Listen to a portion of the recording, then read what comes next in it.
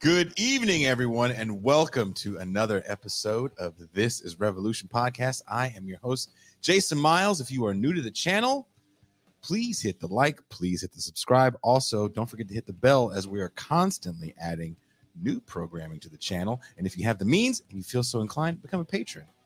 You get access to our special patrons-only champagne room and our once-a-month movie night. And there are different tiers of patronage where you can even get free merch. So do that. We just had a movie night where we watched The Soldier Story. I forgot how damn good that movie is. And then we all had a group discussion afterwards. I sadly wasn't a part of it because I was having audio issues. Pascal led it. And you guys just want to hear Pascal talk anyway. Speaking of Pascal, let's bring in the superstar now. He is my homie, my dog. He is the man of the Mau Mau Hour. He is the Pascal Robert.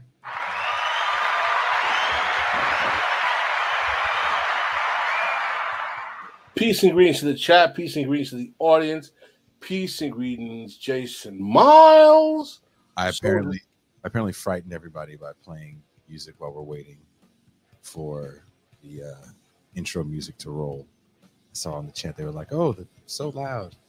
I'm like, this is the guy that's in a metal band. Of course, everything I do is going to be loud. You'd have think they would have acclimated by now to all this. You would think. It's all the newbies. I blame the newbies.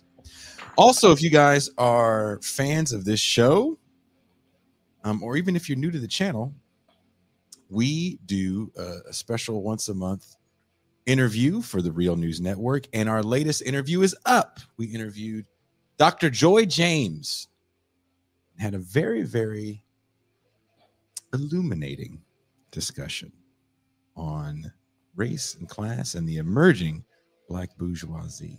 It was a great conversation. I told you it was going to be a good show. I told you that, didn't I? Yes. Actually, let's be honest. Pascal convinced me that it was going to be a good show. I'm going to leave it at that. Pascal, thank you. You are a big part of that interview being as good as it was. Well, numbers are doing good right now already. It's almost over at 1,000 views. I know. I think this is going to be.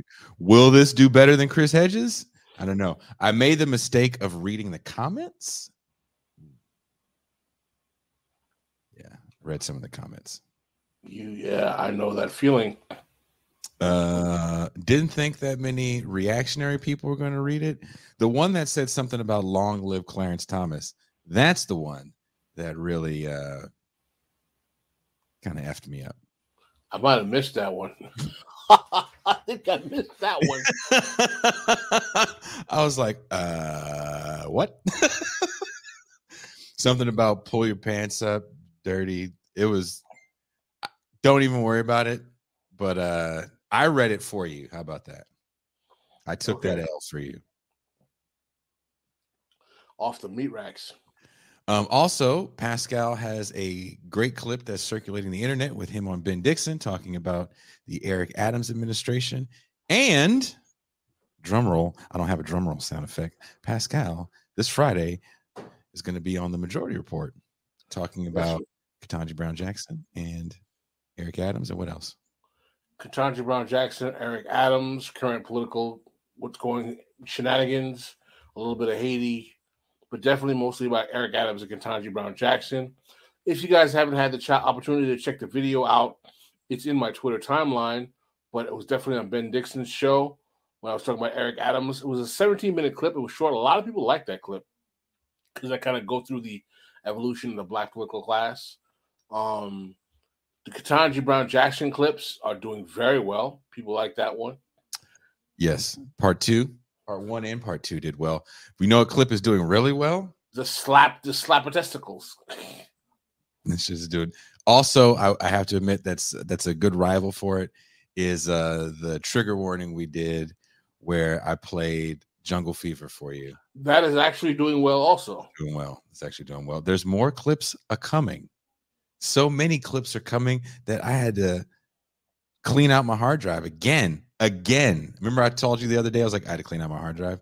Yes. Edited more clips that are coming. We got some good Kuba clips coming. I'm excited. Yeah. Will they allow us to clip your part on Majority Report? That's the $1 million question. Well, serious talk, folks. Please go check out the Joy James interview. We really had it wasn't even really an interview. It was really a kind of fascinating, candid conversation, to be very honest with you. She really kind of opened up and was just very, very transparent with us about her views on academia, on a variety of things, things that we took off air, but it was a really a kind of period of just conversation. I enjoyed it very much. She's a great guest. I'd love to have her on the show again. And I'll be doing work with Dr. James, some video essay stuff with her. Pascal and I both will probably be involved in it. Probably the whole gang might have some sort of involvement because it's a lot of work, but I'm excited for that. So thank you for the Real News Network for making that happen for us. Someone said there's no intro for the show. There's an intro video that I made for the show, and here's where YouTube gets real tricky with their effery. I took a clip of a show from the 70s called All in the Family. Did you get a chance to watch the intro? I watched the clip. Don't tell me they took it down. They didn't take it down, but they hit me with a we're not going to let you monetize it. And so if I play it on this, then they're going to do the same thing with this. So I appealed it, and let's see what happens. But the irony is the clip that I took was from someone watching a DVD of All in the Family on their screen. And the hit is from Sony. Wow. Yeah. So it's never from the actual people that put it up. I tried to put courtesy of on the clip. I guess that didn't work because I didn't realize who the hell owns the rights to All in the Family in 2022. And I was wrong. CBS does not. So that's what happens a lot. And you fight for fair use. We're still waiting to hear back on our appeal. They took down the show Saturday on YouTube, the video version of our show on house music, the history of house music. They also took it down on Facebook, Pascal. Did you know that? Are you serious? Yep. As a heart attack. Yep. Man. All because there was images for like 4 minutes. They took the whole thing down. So that's another appeal that we have. They have 30 days to respond. So all I ask is that you guys, I don't know, put some pressure on YouTube. Let's call this kind of stuff out. The fair use. We might need to start putting fair use disclaimers. Oh, that doesn't stop them. It doesn't stop them. It's incredible, man. Extremely frustrating is what it is. Extremely frustrating. Which is why on the intro video, I used a lot more footage that we pay for than taking stuff offline. But the All in the Family clip I thought worked so well for this talk about generations. That whole show is about an old man yelling at a younger man, what he doesn't understand. Totally. About what his generation gets wrong, which is what the OK Boomer thing totally reminds me of. It totally reminds me of watching an episode of All in the Family, but in reverse. Would you agree? I can see that. I think there's a lot to the OK Boomer thing. Yes, I do too. Well, let's bring in our guests. The left internet has unfortunately become one assembly line in a vast factory of irritation in which the principal production unit is contrarianism. As seen in the above examples, you think you're a Trumper, but I'll sell you this MAGA hat. You think I represent this QAnon, but actually I'm this anti-QAnon with QAnon characteristics. We are aiming at this left communitarianism, but really we only achieve this further division. And yet we still ask, why is the left failing? And that quote is from Mike Watson from his book, The Memeing of Mark Fisher. We actually did a show with Mike a few months back. You can find it on the Saturday playlist on YouTube. With the 2019 emergence of OK Boomer, a generational discourse was started at the elder baby boomer generation, viewing the boomers as a monolithic group responsible for the current environmental, societal, and political decay. The boomer tag seemed to be pointed at anyone who was older than the millennials and Gen Zers. This mostly online phenomenon is, of course, devoid of any class analysis. Where does it come from? What is its goal?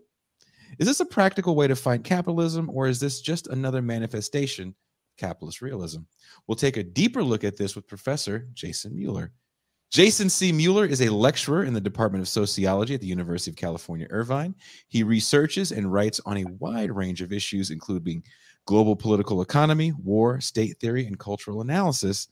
Please welcome Jason Mueller.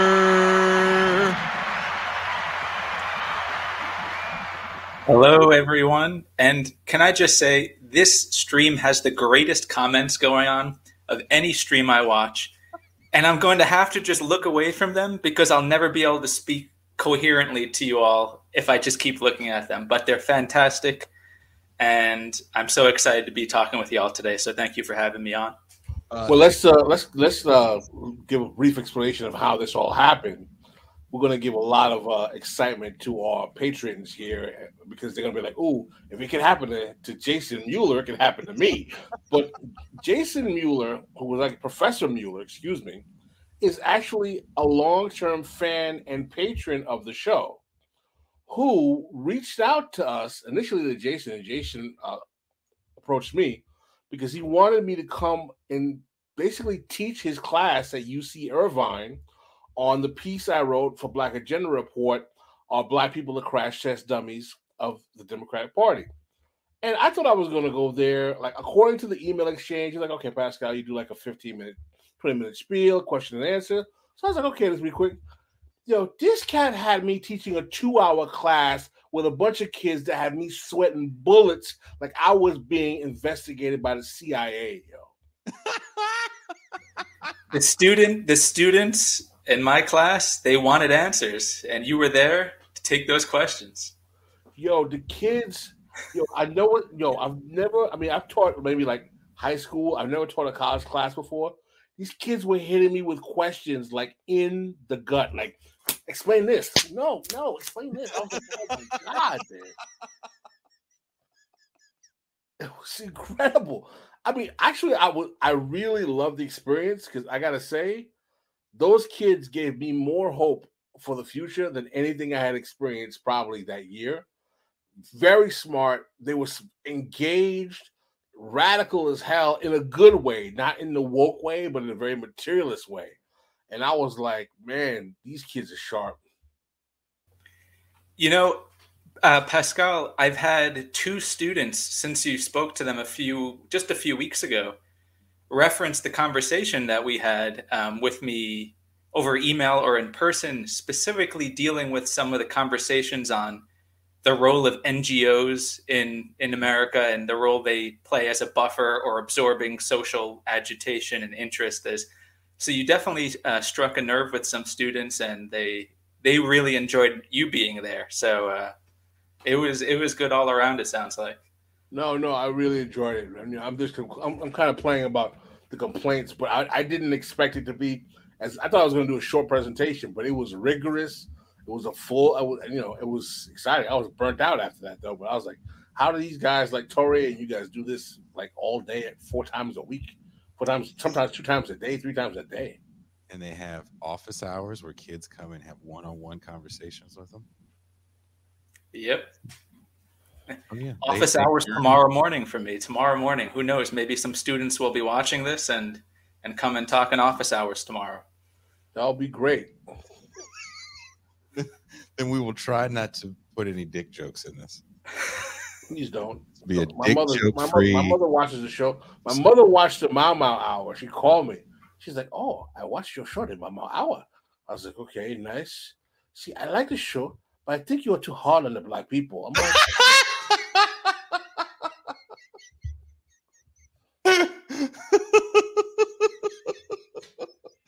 And what did you tell your mom? I was like, what are you talking about, Mom? She's like, you're just too hard on the black people. Why are you so hard on the black people? I was like, whatever, Mom. Wait till she sees the Joy James interview. I know. Jesus Christ. If you thought that was bad, let me really show you something. Well, Professor Mueller, and we have to call you Professor Mueller because much like Highlander, there can be only one Jason.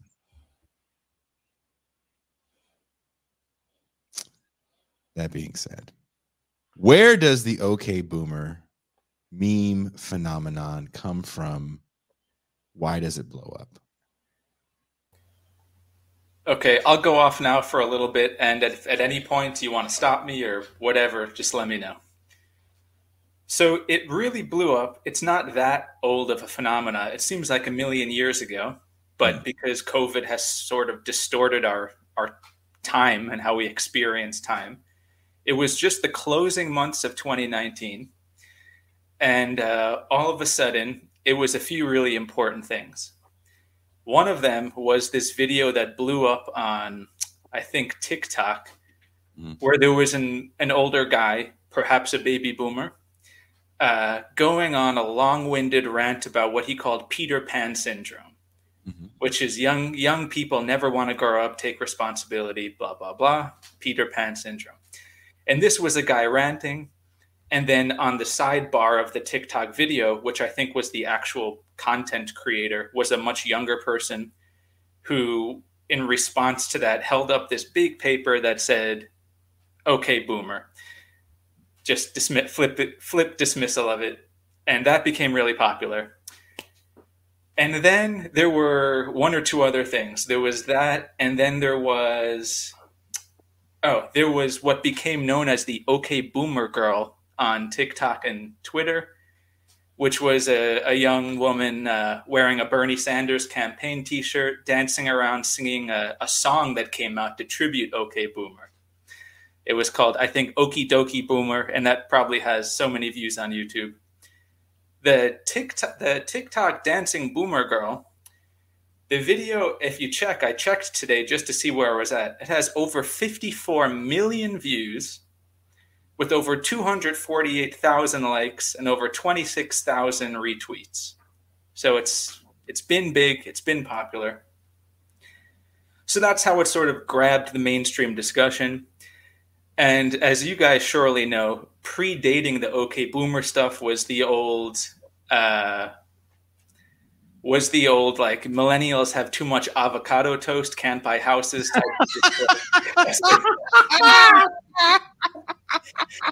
That in fact is certainly why I'm living in a small apartment and cannot have a house right now, is only because I buy too many avocados. They're so great. California has so many avocados, and I splurge. And that's why I'm living in a tiny apartment instead of a house.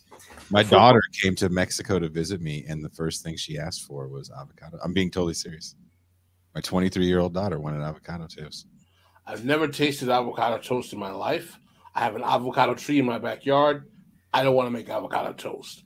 But Professor Mueller, can you define boomers for our chat and our audience who keeps asking a question that they probably know the answer to anyway? But yeah, okay. In order to make sure I give the most specific definition as possible, I will give you the exact years so everybody's on the same page. And I'm bringing it up right now as we speak so I don't mess it up. So, right, a baby boomer would be someone born between 1946 to 1964.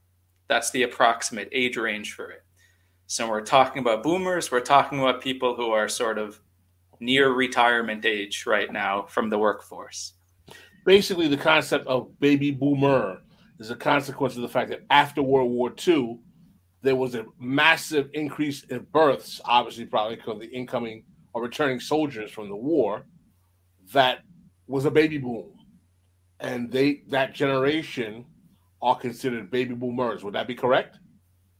Yes, absolutely. Excellent. So the first question I have, right, is that is the okay boomer phenomenon rooted in a certain material, real world politics that conflicts the digital generation of millennials with who would, I would say, be their parents, depending on age? Is there a materiality to this discourse, riff, beef? And if so, can you elaborate on it? Well, in an answer that will surely satisfy no one, the answer is yes and no. So, to give it the benefit of the doubt, right? So, realistically speaking, right about now, if you look at you'll find a lot of articles online that'll talk about what's sort of called the great generational wealth transfer that's about to happen right now. We did a whole show on that with Billy Mintz. Okay, right. So people now transferring wealth from the boomers to younger generations, allegedly, right? And it's from what economists and other observers talk about, right? It's supposed to be the biggest transfer of wealth, quote, in history, whatever that means, right? But if you take a look at, of course, the statistics on that, there's class characteristics absolutely within that, right? So there's some good studies by the Federal Reserve, I think from like 2019 or so. And they talk about basically that the overwhelming majority of the wealth being transferred, as people listening to this might guess who are more critically oriented in their social analysis, that there's a small sliver of people within baby boomers who have about, let's say, 40% of the wealth that make up only about, I think, like 2% of the raw number of transfers, but it's a huge glut of the wealth being transferred. So it's a cross-class bourgeoisie transfer of wealth masquerading without analyzing those statistics. You might just say, oh yeah, old people have a lot of wealth and younger people don't. And maybe that's going to get evened out now with a transfer of wealth. But of course, there's class characteristics to it that really don't get discussed unless you go looking for the statistics yourself, or if you're so inclined to do an economic analysis versus a generation analysis. Mm-hmm. In terms of there being some reality to, say, the cultural component of people using the term, I would say that there's something that was picked up on, I think, so when this sort of first became popular, Bhaskar Sankara from Jacobin wrote a pretty popular essay in The Guardian about the boomer phenomena. And he was quite dismissive of it and said, this is just an ultra online middle class phenomena. And it's lacking a class analysis, which is correct, right? Using the sort of dismissing boomers as the enemy is sort of a superficial non-class based analysis. But, some of the stuff that I wrote on it tries to take it a step further from the class analysis to talk about culture and take the cultural component serious in its own right. How much do you think the okay boomer discourse is rooted in the generational fracture that occurs and is still occurring in the Democratic Party around who supported Hillary and who supported Bernie? Well, that's hard to say because the okay boomer girl got real popular with a Bernie Sanders t-shirt on. But however, how representative that is of the Bernie versus Donald Trump or Joe Biden, or that was, yeah. Well, I guess Hillary predates that video, but the larger sentiment. I don't especially think people using the phrase online or in real life, as many people have probably heard it in real life, not just online. I don't necessarily think there's that clear of a analysis, and I think it's sort of ironically or cynically gets used as a toss-off phrase that functions as this sort of fetishist disavowal, right? Like, you don't have to take a political class analysis seriously. The world has a disaster, grave climate catastrophe on the horizon, class exploitation at unprecedented levels. But rather than taking the time to seriously analyze it, even in like a normie social democrat Bernie Sanders way, you sort of just like, oh, haha, it's it's the boomers. And then if you challenge someone who says that, they might be like, oh, I know it's really not boomers. You know, I know actually it's more nuanced than that. But then it's like, okay, well, then why is the joke so potent in the first place? Like, there is a larger question to be asked, because the year that this became popular, which was just the end of 2019, it ended up being, what is a boomer? And right, this term of baby boomer has been around for forever as a generational term. The Google search, what is a boomer, was the fourth most search of all of 2019 in the United States on Google. So it obviously struck a chord more than like the million other memes and jokes that circulate on social media every day. There's something specific to this that somehow drew people in. And despite cynically saying, oh, I don't actually believe in it, but I'm going to say it anyway and blame boomers, there's something more to the picture, I think, which deals with the lack of planning for a future that's not a disaster for people that are young and older. Well, let me ask you this question. Why the boomer generation, not Generation X? Does it just not have the same ring to it? Well, isn't Generation X largely just ignored in most political analysis anyway? They're sort of the forgotten generation in discussions. Maybe I'm wrong. Just maybe I've missed it. I think the boomer generation is still holding on to a certain amount of power in federal positions, right? But if you think about a lot of the mayors and police chiefs and district attorneys, they're all coming out of Generation X. Governors, not all, but a lot of the ones, especially the ones making a lot of the most noise. And this is bipartisan. Supreme Court nominees. You know, it's something. What's the vice president's name? Can't think of her name. Kamala Harris. Yeah, isn't she a Gen Xer? She's like 3 years old. That's a very good question. What year was Kamala Harris born? She's on the verge. She's like on the cusp. Like I'm a cusp. She's like 3 or 4 years older than I am. There's a lot to be said about the apolitical nature of the Generation X, because most of us are growing up in an era that is very, anti-politic. But that being said, I do think, I've written about it, not like you, Mr. Smart Guy, Jason, but I definitely have written and done some video essays, and a lot of my work actually is on that era, because I do think there is something to be said politically of this quote unquote anti-politics. I disagree with some of our more, dedicated Marxoid comrades and friends who are like, oh, generational analysis is poo-poo. I don't think it's poo-poo at all. I think that your time in terms of when you live in a space and time and what you intake in terms of literature, media, consumption, music, art, political realities shapes your worldview. And it's not accidental to me why Generation X has the politics that it is. I am Generation X, right? Mm-hmm. I was born in the late 60s.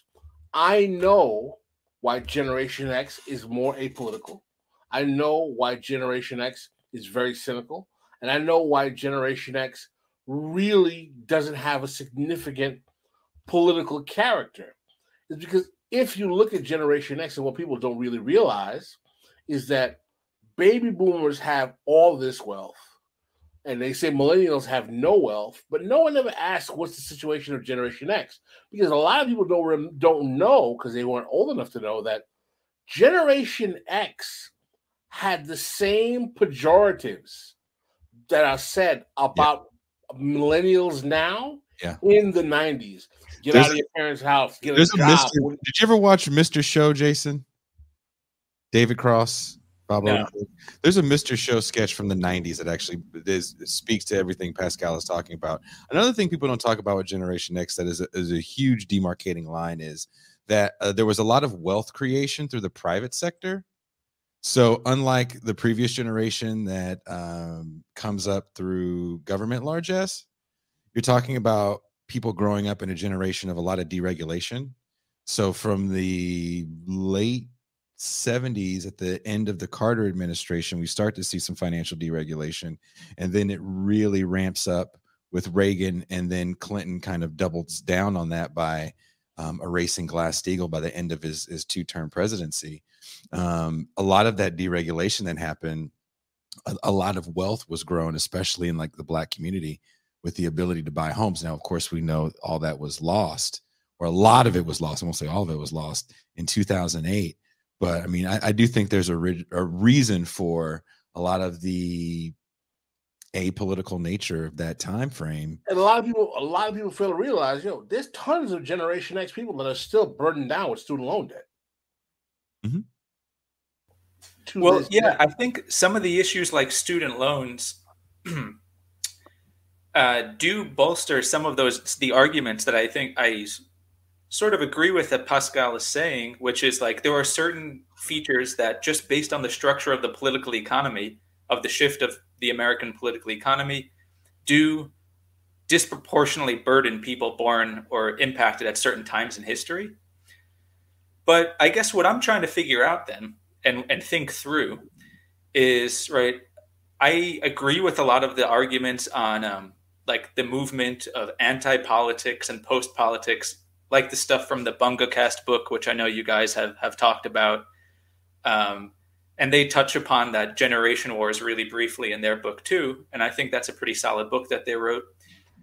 But right, the question I think we should be trying to figure out is like, the switch from like the 1990s anarchist flavored politics, anti-state, all that stuff, that's pretty well documented. But what we have to figure out is, why is there still no real political momentum 30 years later for anyone that's grown up since the Gen X were younger, getting politically active? I mean, sure, there are big like showing up to a protest event numbers, but that doesn't mean anything in material change in any real way, nor does it mean people have a coherent ideology whatsoever, which is what I'm trying to get at. And when you don't have a coherent political ideology or some form of a class discussion, then you probably fall back on generation wars discourse or something like that. Right. No, I mean, of course, as dialectical materialists, we always understand that we look at things within the frame of class. But as our good friend Derek Vaughan always says, age is a material reality. There is materiality to your age in terms of the actual consequence and how it affects your life, in terms of things you can or cannot do and what you see and what you view. And one of the things that I really find fascinating about this kind of generational perspective is that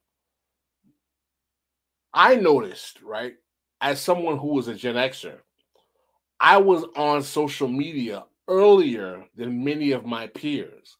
A lot of people who were from my age cohort really didn't start getting into social media till like 2010, like a couple of years into the Obama presidency. Because I was writing online, I started doing blogging, I started writing for Black Agenda Report and other publications. I basically was the guy who used to show my friends how to use social media, how to get on Facebook, how to use Twitter, how to use this, how to use LinkedIn. And what I noticed is that one of the bigger distinctions between Generation X and millennials is that millennials already had an advantage when it came to social media, and which is clear. And that people who are from our generation, Generation X, they weren't as willing to be as transparent about their opinions on social media as you would see with millennials. And as a result, you would see the discourse start to get framed and targeted to younger and younger people. And basically everyone who was above millennials just felt like they were just reacting to what millennials were saying, to the point where they would literally ask for translators of like, well, what does that mean? Like, what's going on, right? And at a certain point, what you find is that there's like a fracture in social media. At a certain point, Facebook becomes not only the platform of Generation X, it becomes the platform of boomers. Twitter is still kind of mixed in terms of generationally. Then you have Instagram, which is like now the platform of definite millennials. And then you have TikTok, which is like even younger. So, all of Generation Z is probably more on TikTok. So you're finding now that social media platforms dictate people's generational usage.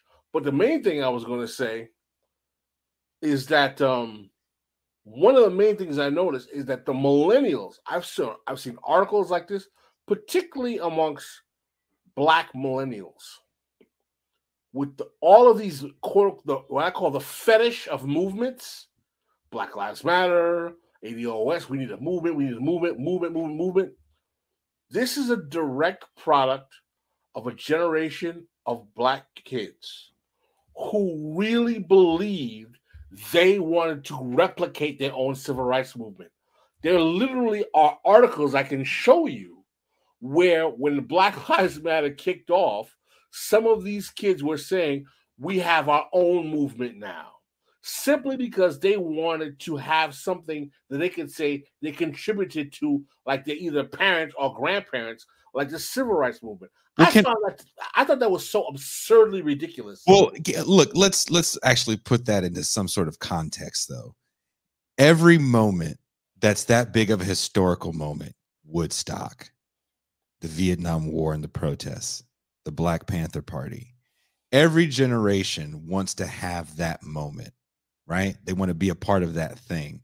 Nobody wants to sit around like Jason kind of jokingly said, like, well, isn't that a generation that didn't really do shit?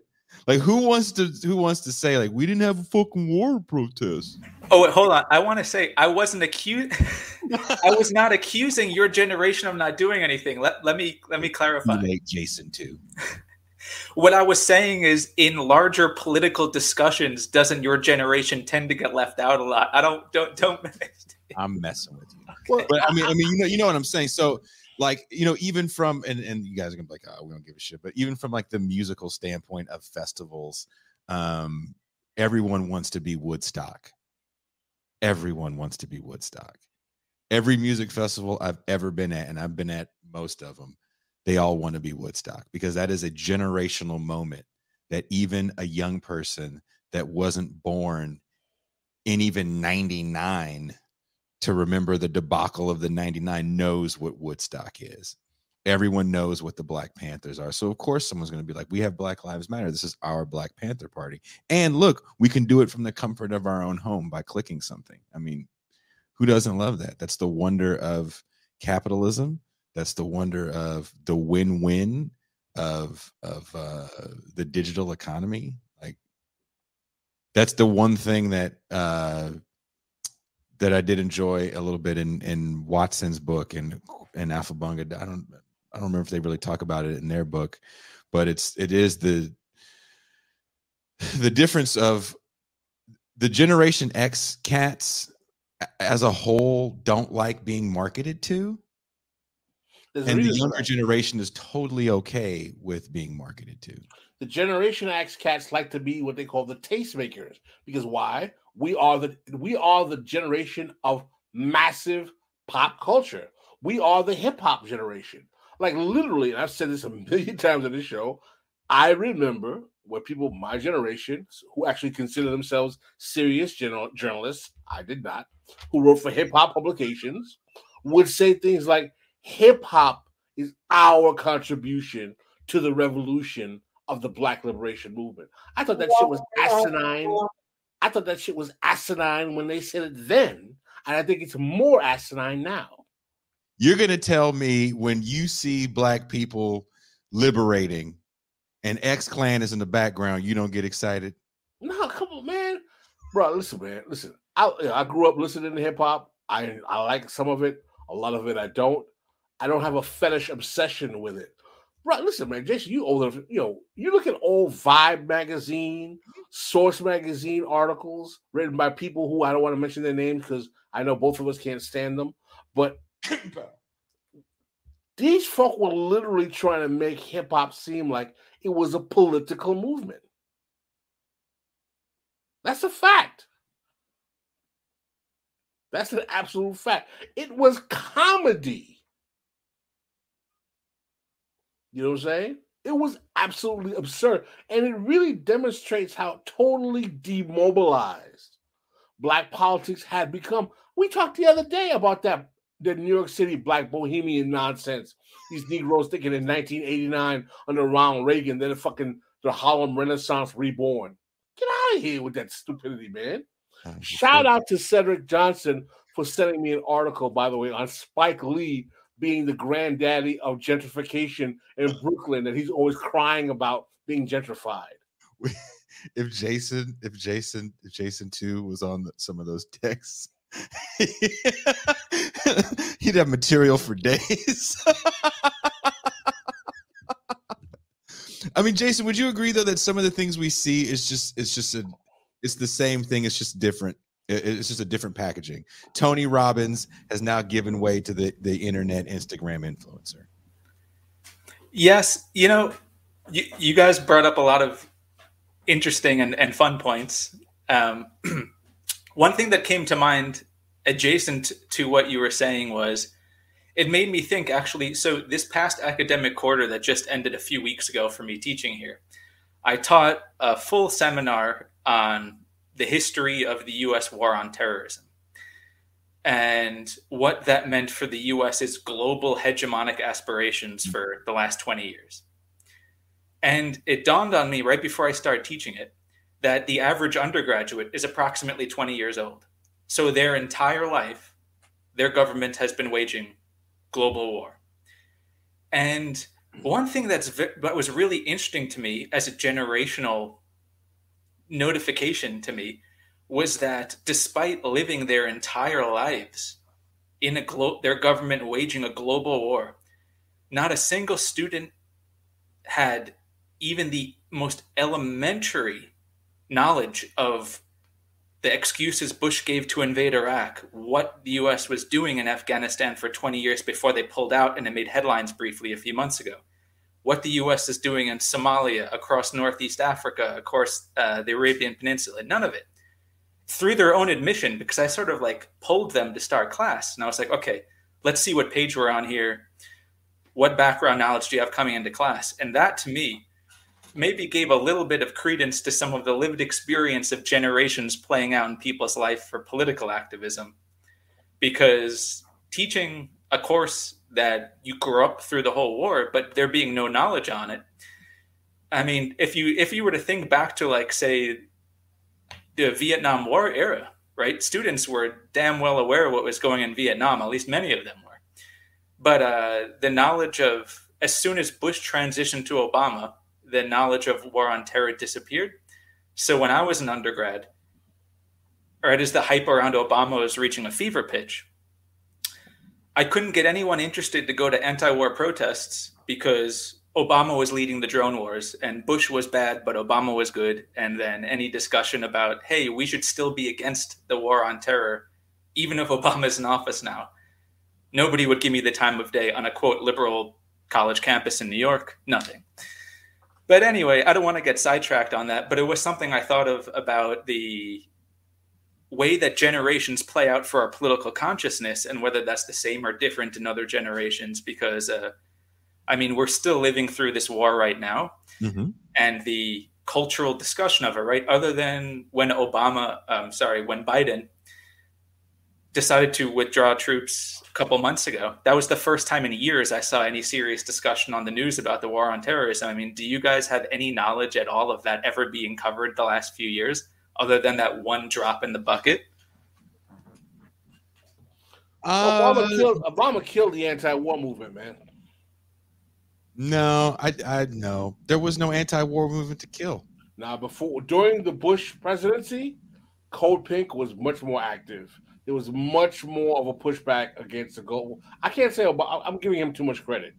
Obama didn't kill the anti-war movement. What happened is that people being sucked into Obamaism, because don't forget, one of the things that gets Obama elected is I don't believe in the Afghanistan war, because that's not what he said about, I don't believe in all war, just the ones that are not dumb or something.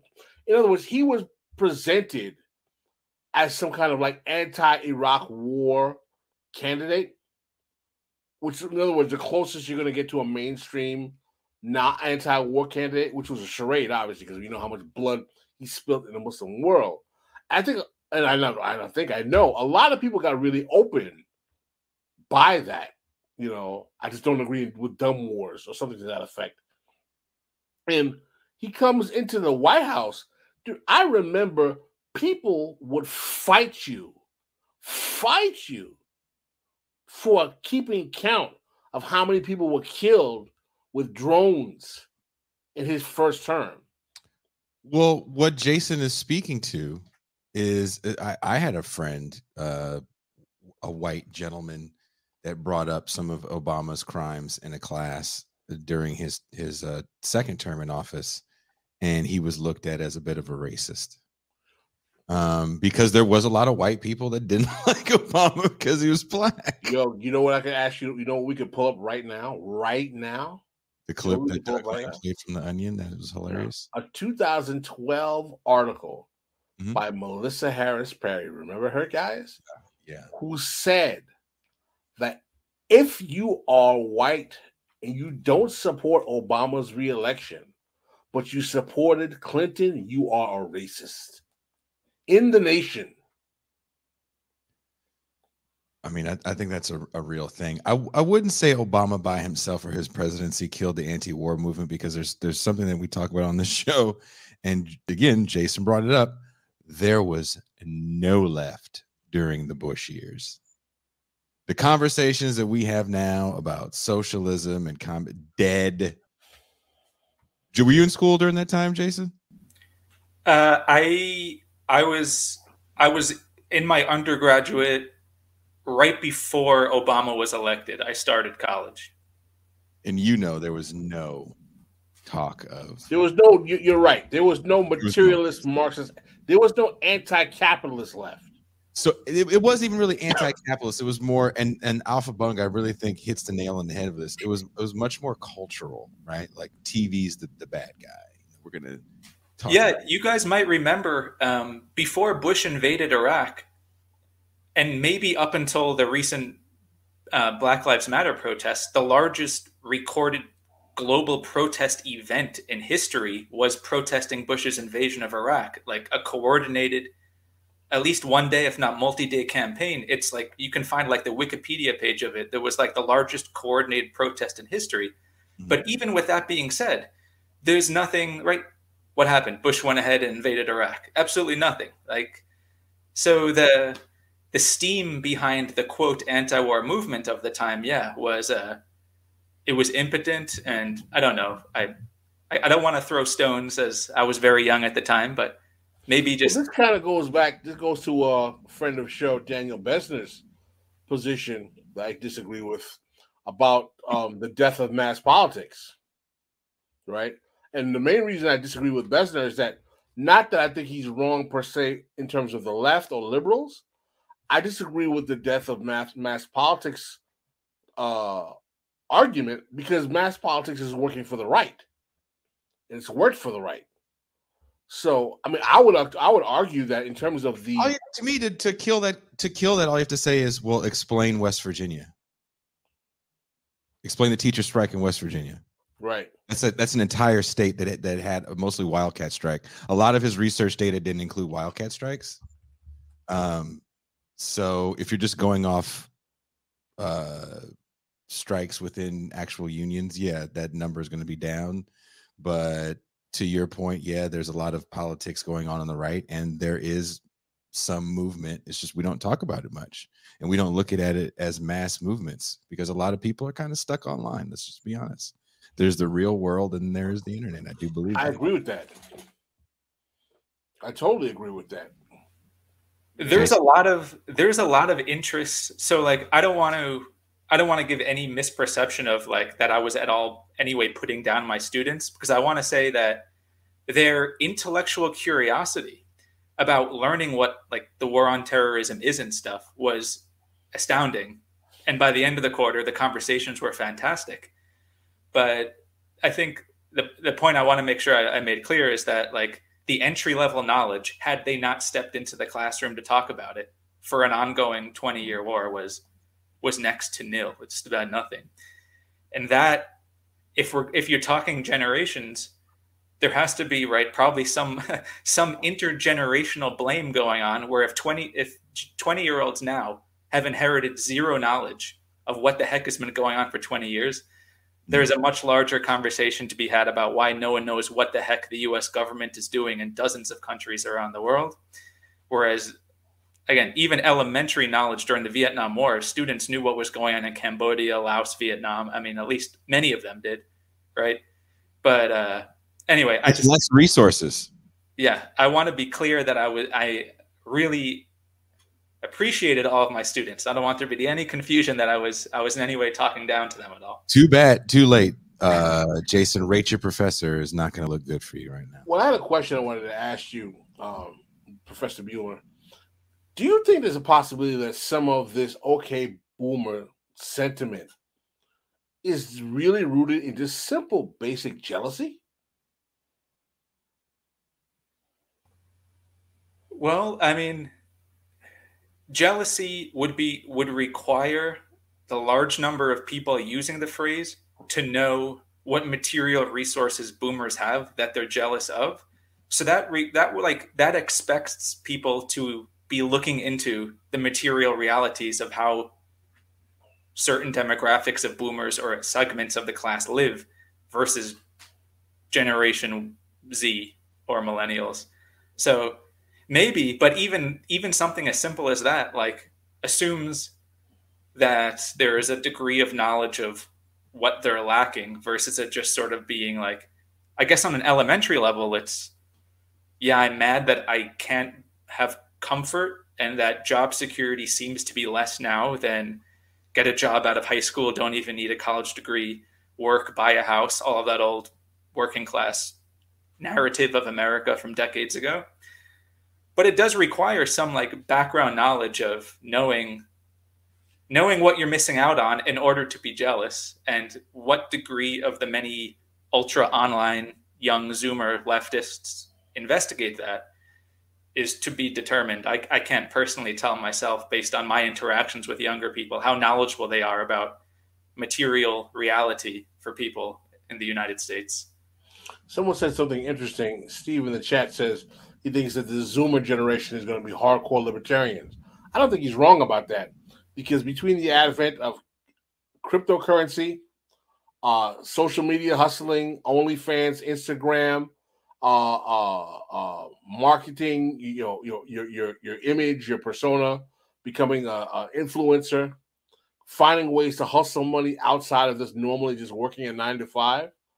I very much would not be surprised if like the Zoomers become like ridiculously pro-capitalist, like libertarian types who hate all government. They hate Trump, they hate Biden, they hate all of it, and they're just like, just give me money. What do you teach Zoomers? So what do you think? Isn't that the libertarian mindset, though? The government's getting in the way of all your money. So I've noticed over about the last 10 years that about 10 years ago, the concept of investing in crypto, talking about Bitcoin, this was a joke. Like, no serious person who thought of themselves on the left was doing it. It was something to be laughed at and dismissed. Like, Bitcoin, get out of here. We're talking about serious politics. Come on.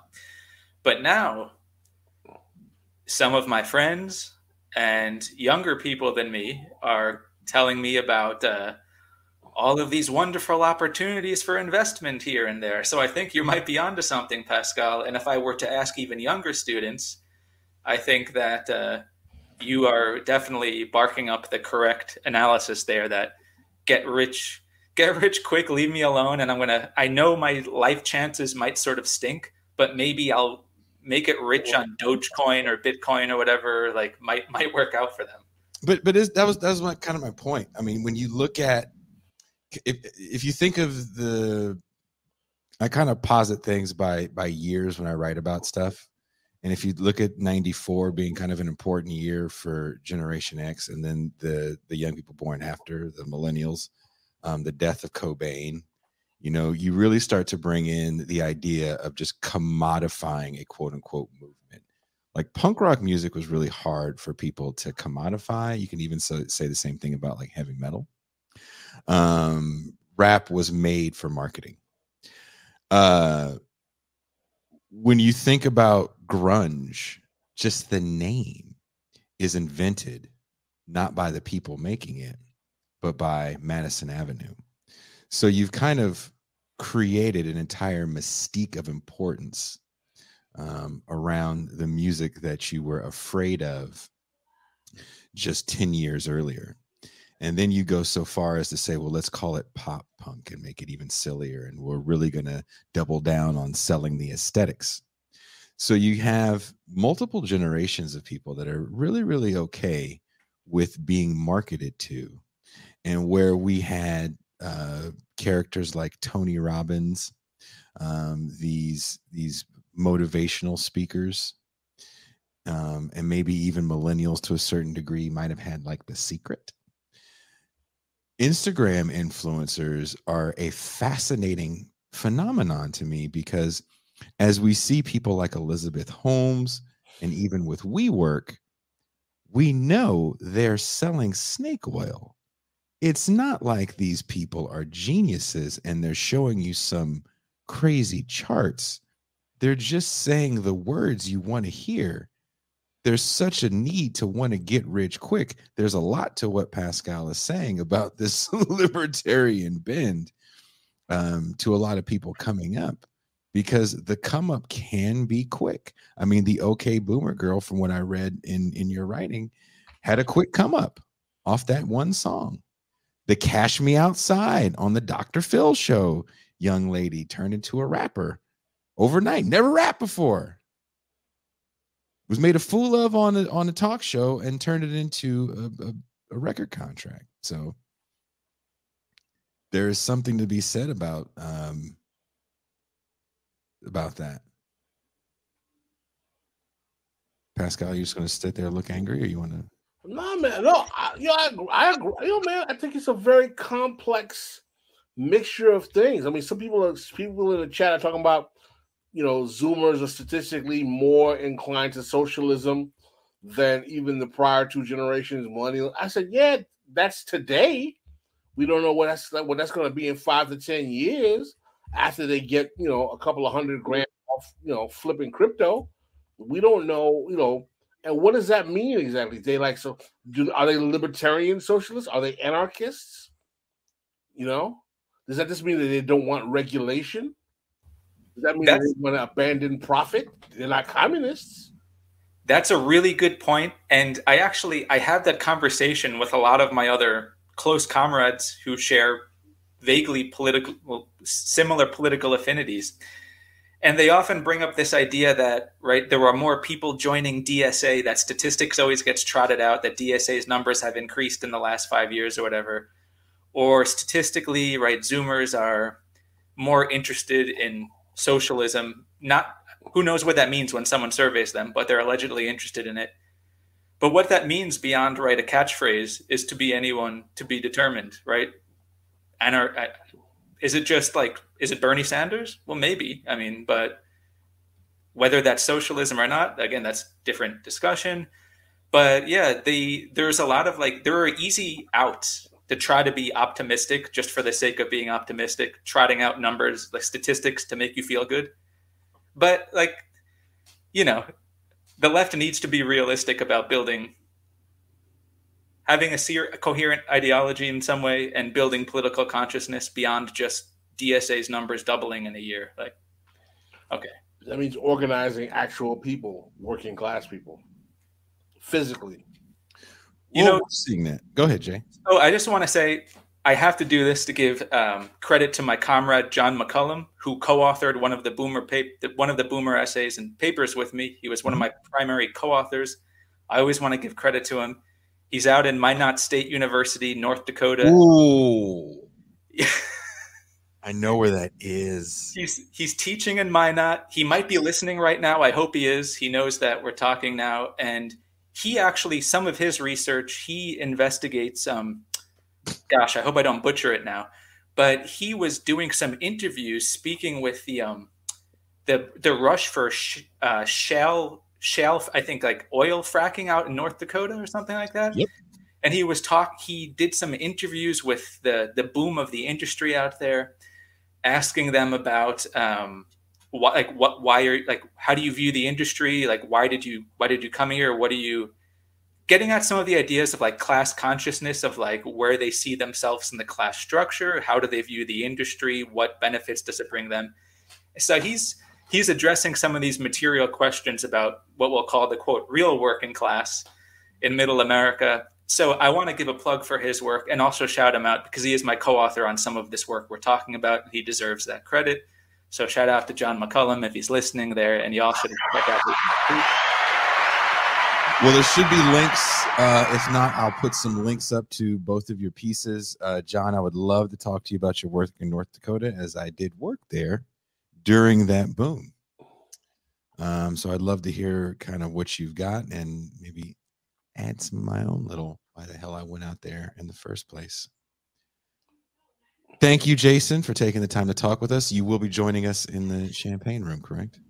Yep, champagne. I'm going to pop the bubbly and I'm ready to go. Well, if you guys are patrons, the link should already be up.